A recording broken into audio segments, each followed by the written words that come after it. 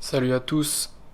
Alors, je voulais faire un petit encouragement pour toute personne qui pourrait être abattue ou fatiguée dans sa marche avec Christ et lui rappeler les promesses de Dieu. On sait que le chemin avec Dieu n'est pas toujours facile et je voulais rappeler ces vérités parce que ça fait toujours du bien quand on est découragé.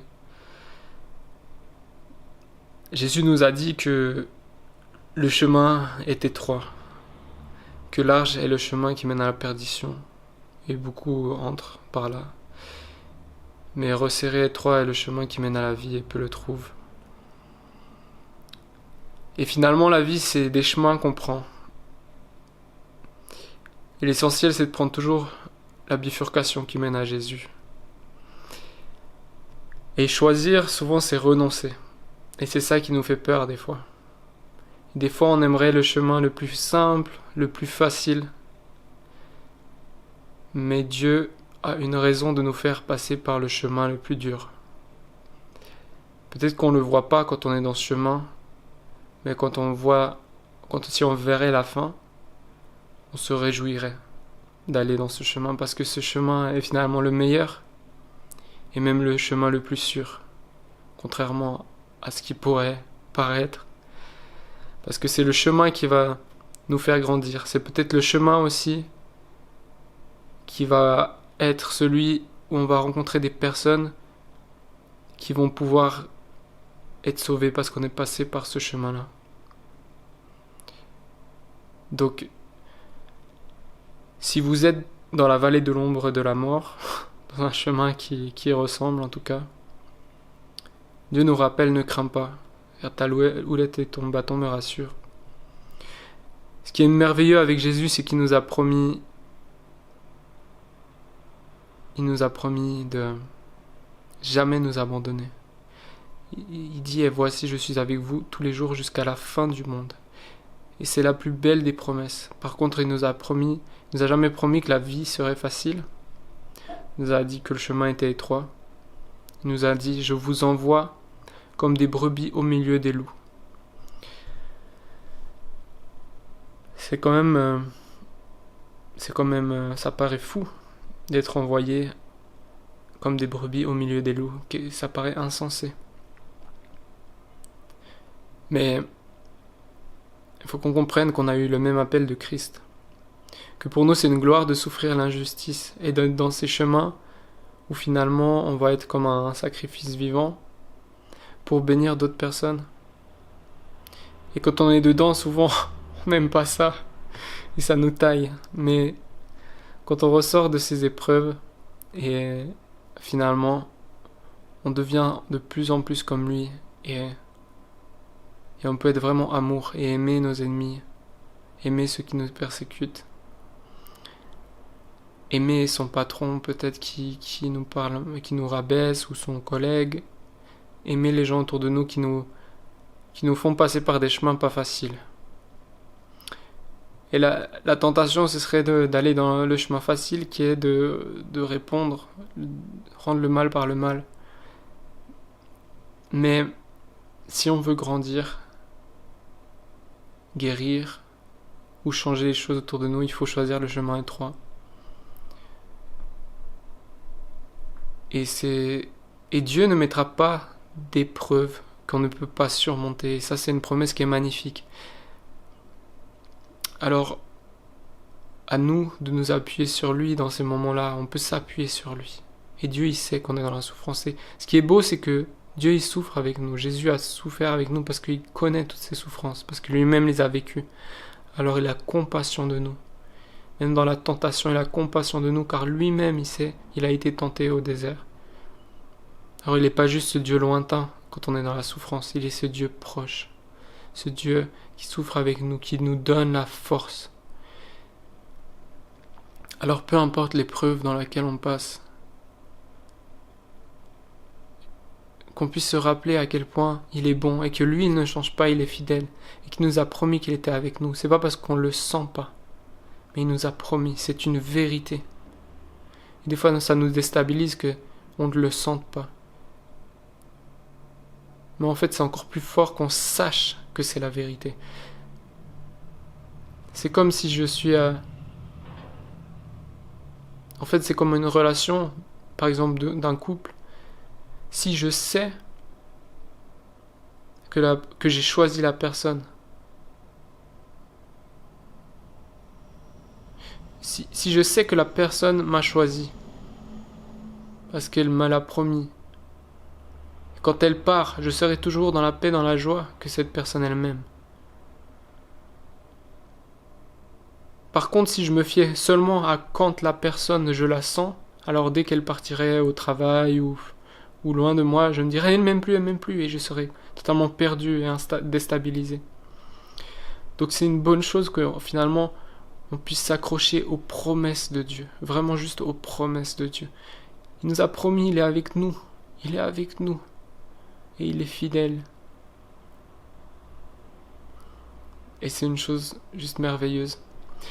Il y a un autre exemple qui moi m'a beaucoup encouragé, c'est celui de Josué et Caleb. Quand Dieu il a envoyé 12 espions en Israël pour prendre la terre promise, donc les promesses de Dieu, sur ces 12 espions, il y en a 10 quand ils sont revenus, ils ont dit non, laissez tomber, on va mourir là-bas, on aurait eu mieux fait de rester en Égypte, de mourir au désert, je sais plus ce qu'ils disent exactement, mais en gros que quand ils ont vu ce qui les attendait dans la terre promise, ils ont vu des géants, ils ont vu des forteresses, et ils ont été découragés. Et du coup, Dieu ne leur a pas permis d'entrer dans la terre promise. Mais par contre, il y en a deux autres qui sont revenus, ils sont Josué et Caleb, et ils sont revenus avec quoi? Avec une grappe de raisin immense. Ils sont venus avec les fruits des promesses. Et ils ont dit c'est un bon pays. Dieu nous donne un bon pays. En fait, quelle est la différence entre les espions et Josué et Caleb? Josué et Caleb, ils ont regardé aux promesses de Dieu. Ils n'ont pas vu les géants, les forteresses. Parce qu'ils ont su que Dieu leur avait promis. Alors que Dieu puisse vous rappeler vraiment toutes les promesses qu'il a dans vos vies. Abraham, il a reçu la promesse d'avoir une descendance aussi nombreuse que les étoiles du ciel, que le grain de sable de la mer. Pourtant, Dieu après lui a demandé de sacrifier ce fils-là, dont allait découler la descendance. Et pour que Dieu lui donne la promesse, il a dû aller jusqu'au bout. Il a dû être prêt à sacrifier. Il a dû être prêt à laisser tout à Dieu, tout le contrôle, à rendre son fils à Dieu. Et au moment où il allait enfoncer le poignard, c'est là que l'ange est intervenu. Et du coup, aller au bout de ce chemin. Aller au bout de l'épreuve. Parce que au bout de l'épreuve vient la promesse. Au bout de l'épreuve vient la bénédiction. Parce que quand on lâche tout, finalement quand on meurt à nous-mêmes, c'est là que la vie jaillit. Et on est libéré de nous-mêmes, et c'est pour notre bien, et on se sent tellement mieux. Bien sûr qu'on est attristé sur le moment, mais après la joie que ça produit. Il y a ces images dans la Bible des douleurs de l'accouchement, mais quand l'enfant est là, les douleurs elles sont oubliées. Et souvent c'est que quand on traverse ces épreuves, Dieu veut nous faire accoucher quelque chose de mieux dans notre vie. Et je vous encourage à aller au bout. Allez au bout. Ne vous découragez pas. La joie du Seigneur est ma force. Louez Dieu. Priez en langue.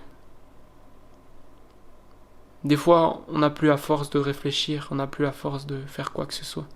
Mais rappelez-vous de la bonté de l'Éternel. Il a donné sa vie par amour pour nous. Il est le bon berger. Il est avec nous. Il ne nous abandonnera jamais. Il ne revient pas sur ses promesses. Et on a l'assurance que si on fonce dans ses promesses, elles vont s'accomplir. Si on s'arrête devant la muraille, le mur, on va retourner en rond. encore et encore et encore.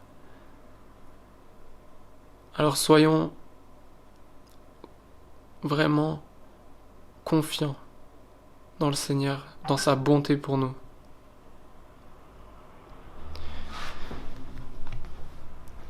Je vais juste prier, je pense, pour terminer, mais vraiment, ce qui est merveilleux, c'est que la joie du Seigneur est notre force, et que peu importe ce qu'on traverse, se rappeler que lui, il est fidèle, il est bon, et qu'il ne mettra pas d'épreuves qu'on ne peut pas surmonter, et que même tôt ou tard, il fera justice et rendra justice, et c'est notre espérance. Et que cette espérance ne défaille pas dans nos cœurs parce que c'est la vérité. Cette espérance qu'est Christ en nous est merveilleuse. Et elle vaut bien plus que tout ce qu'on peut traverser sur cette terre. Aussi difficile que ça puisse être, parce que Christ, il est avec nous dans ses souffrances. Merci Père pour ce chemin que tu as tracé pour nous. Merci Père pour cette nouvelle vie que tu nous as donnée. Merci Père pour tes bénédictions. Merci Père pour tes épreuves que tu mets sur notre route pour nous faire grandir. Merci Père d'être avec nous tout le temps. Même quand on ne te sent pas, même quand tout semble être contraire à tes promesses, Seigneur. Merci Père que tu encourages tes enfants, Seigneur, à toujours continuer à se rappeler de tes promesses, de ta bonté, Seigneur. Je te prie, redonne la force à tous ceux qui sont découragés. Ceux qui se confient en l'Éternel renouvellent leur force, ils prennent leur envol comme des aigles. Merci Père, parce que tu es bon. Et tu es là quand on traverse la vallée de l'ombre de la mort. Tu es avec nous. Merci que tu souffres avec nous, que tu as compassion de nous. Je te prie que qu'on ne soit pas découragé, qu'on ne regarde pas aux forteresses, aux géants qu'il puisse y avoir devant nous, mais qu'on puisse être tout simplement, comme Josué et Caleb, regarder aux promesses.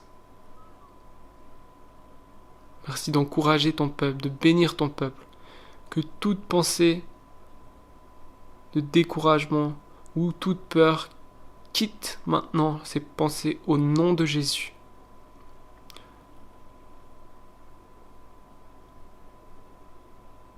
Amen. Et je voulais encore partager une dernière chose. Quand on prend l'histoire, David et Goliath, tout le monde connaît, hein. On en parle beaucoup, mais souvent on voit David comme un héros, mais en fait David c'était un petit gars, un petit berger. Et ce géant, tout le monde a eu peur de l'affronter. Et c'est pas David le héros, c'est Dieu. David, est-ce qu'il avait confiance en lui? Non. Il avait confiance en Dieu. On n'a pas besoin d'avoir confiance en nos capacités. Quand il a vu Goliath, qu'est-ce qu'il a fait? On lui a proposé de mettre une armure et tout ça, qu'est-ce qu'il a fait? Il est resté lui-même. Il a pris une fronde, il avait sûrement ses habits de berger. Dieu, il sait ce qu'on traverse. On n'a pas besoin de pas être nous-mêmes, on n'a pas besoin d'être plus fort.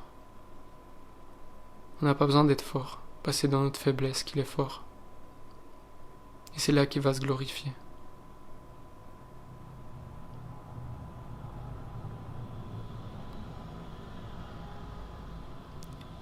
Et des fois le piège c'est justement d'essayer d'être fort. Mais c'est quand on est faible que Dieu est fort en nous. Et c'est dans nos faiblesses qu'il se glorifie. Et c'est dans nos faiblesses qu'il agit. Et qu'il peut prendre toute la place aussi. Et c'est tellement bon d'être faible. Parce que c'est quand On reconnaît notre faiblesse, qu'on sent tellement son réconfort et qu'il agit avec puissance. Soyez bénis et que la joie du Seigneur soit votre force. Amen.